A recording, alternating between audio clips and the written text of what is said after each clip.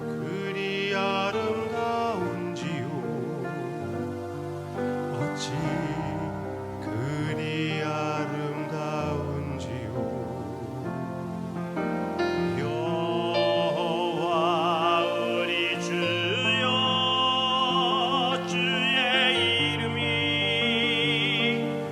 온 땅에 어찌 그리 아름다운지요. 어찌 그리 아름다운지요. 주의 손가락으로 지으신 주의 하늘과 주가 베풀어 두신 달과 별 내가 보니 사람이 무엇이건대 주께서 저를 생각하시며 인자가 무엇이건대 저를 권고하시나이까.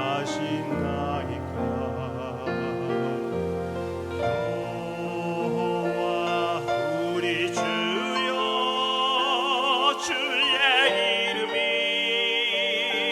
온 땅에 어찌 그리 아름다운지요.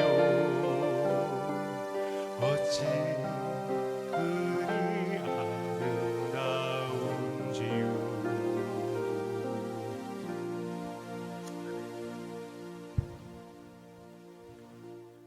주님의 지혜로 온 천지 만물을 지으신 우리 주님, 그리고 나를 위하여 피를 흘려주신 우리 주님, 그 지혜로 새 창조를 만들어 나아가시는 우리 주님, 주님의 그 지혜, 사랑의 지혜의 마음을 우리에게 보여주시옵소서.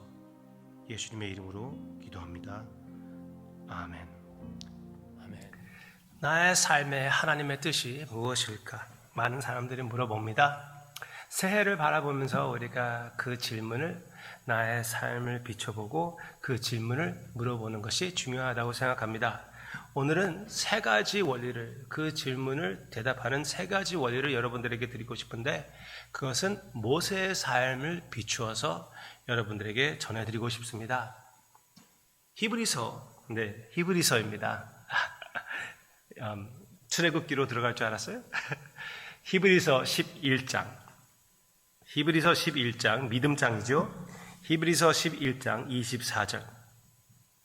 믿음으로 모세는 장성하여 바로의 공주의 아들이라 칭함 받기를 거절하고 도리어 하나님의 백성과 함께 고난 받기를 잠시 죄악의 낙을 누리는 것보다 더 좋아하고 그리스도를 위하여 받는 수모를 애굽의 모든 보화보다 더 큰 재물로 여겼으니 이는 상 주심을 바라봅니다. 네, 여기 마지막 내용, 상 주심을 바라봅니다. 이것을 조금 더 자세히 살펴보기 위하여 아주 비슷한 내용을 사도 바울이 우리에게 얘기해 주고 있는데, 빌립보서입니다. 빌립보서 3장. 빌립보서 3장 10절. 내가 그리스도와 그 부활의 권능과 그 고난의 참여함을 알고자 하여 그의 죽으심을 본받아 어떻게 해서든지 죽은 자 가운데서 부활에 이르려 하노니. 이 말이 무슨 말입니까?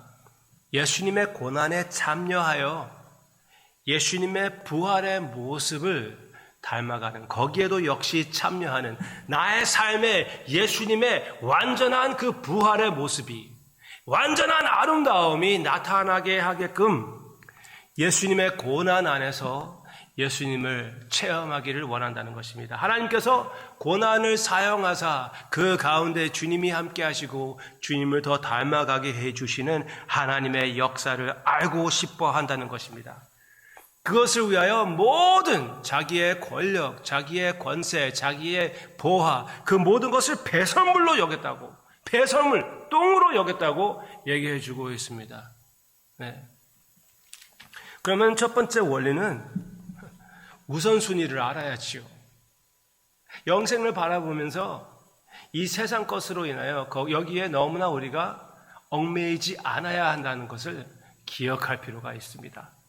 그리고 그것을 우리의 삶에 적용할 필요가 있겠죠. 네, 분명히 그렇습니다. 모세는 이 원리를 잘 알고 있었습니다. 하나님의 은혜로 예수님을 아는 것이 삶이라는 것을 알고 있었습니다.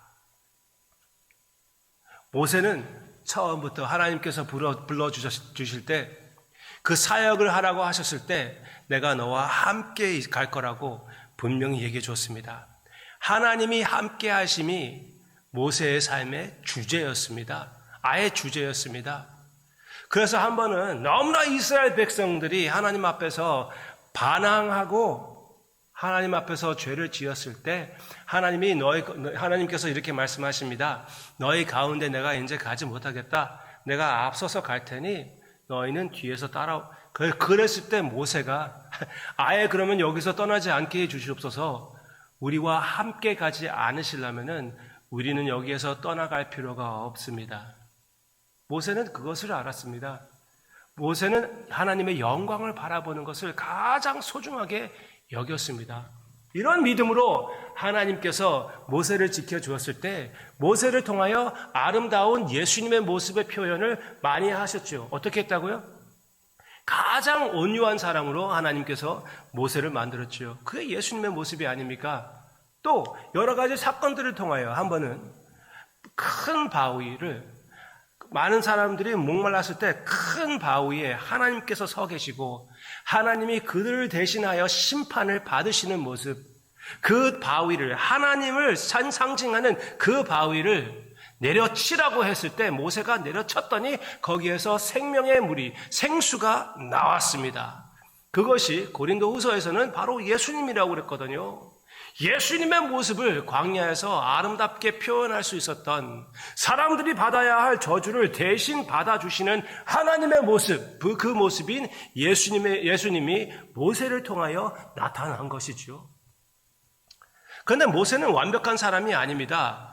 모세를 나의 모델로 삼으려고 하는 것은 아니에요. 모세를 모델로 삼는다고요? 모세는 살인자였습니다. 그 본을 따르겠습니까?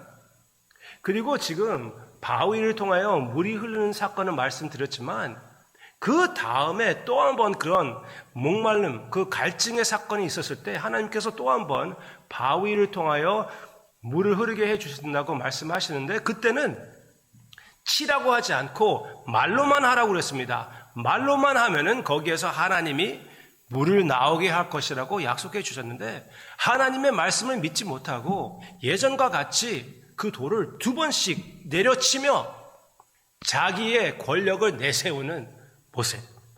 하나님을 또 다시 칠 필요가 있습니까? 하나님께서 모세를 세워주시는데 자기가 자신을 내세울 필요가 있습니까? 얼마나 악독한 죄입니까? 그러므로 인하여 모세는 이스라엘 백성들을 약속의 땅으로 이끌어 들어가지 못했습니다. 큰 죄였습니다.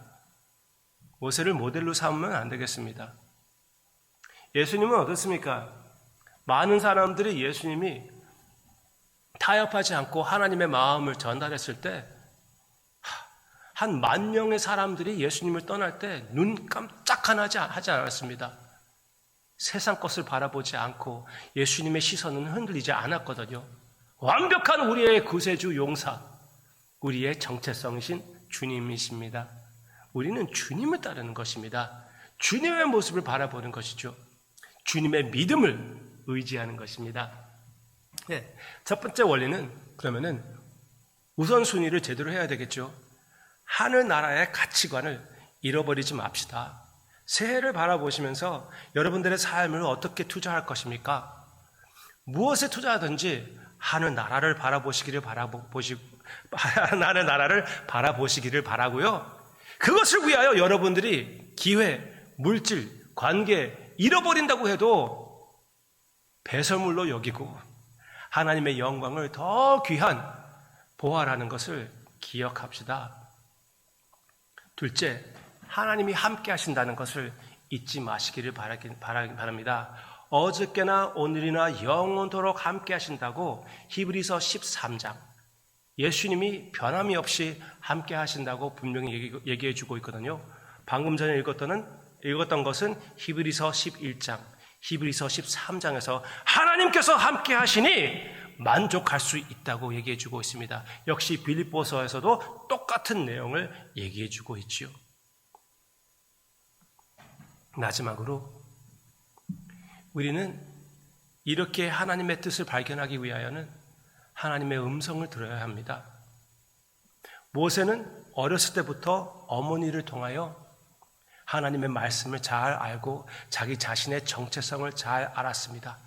그래서 이스라엘 백성들과 함께 고난을 받으며 하나님의 백성들과 함께 고난을 받음으로써 예수님의 고난에 참여하는 모세의 모습이었고, 예수님도 역시 평생 동안 하나님의 말씀을 깊이 묵상하며 당신의 모든 생각이 하나님의 생각이 되는 것을 체험하셨고, 우리도 역시 하나님의 말씀을 새해에는 더 깊이 알아보고 더 마음속에 적용시켜서 이미 하나님의 생각을 따라 생각하는 하나님의 참 자녀들의 모습, 예수님의 모습이 여러분들의 삶에 나타나는 우리가 되기를 바랍니다.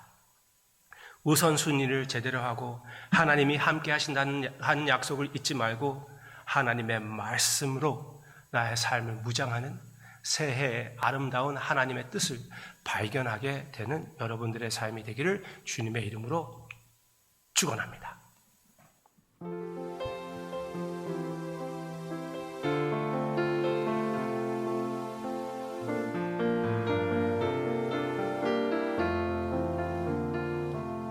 주 안에 있는 나에게 간둔심이 있으랴 십자가 밑에 나가 내 짐을 풀었네. 그 두려움이 변하여 내 기도 되었고 전날의 한숨 변하여 내 노래 되었네. 아멘. 주님을 찬송하면서 할렐루야 할렐루야. 내 앞길 멀고 험해도 나 주님만 따라가리.